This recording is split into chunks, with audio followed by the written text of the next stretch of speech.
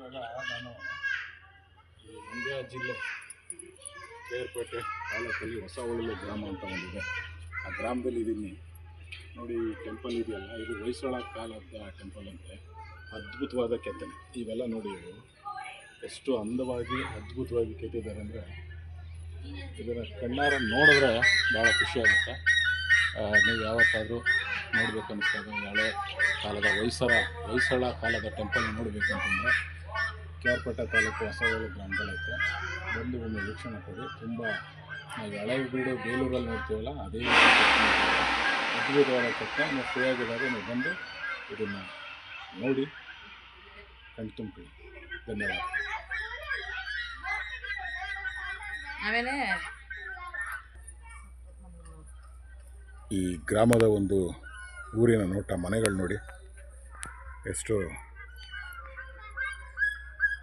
ಅದು ನೋಡಿ, ಅದು ಚೆನ್ನಾಗಿದೆ. ಸೂರ್ಯ ಅಸ್ತಮಾಗ್ತಾ ಇದೆ. ಇದು ಊರಿನ ಒಂದು ಈ ಕಡೆ ನೋಡಿ ಈ ಮನೆಗಳು.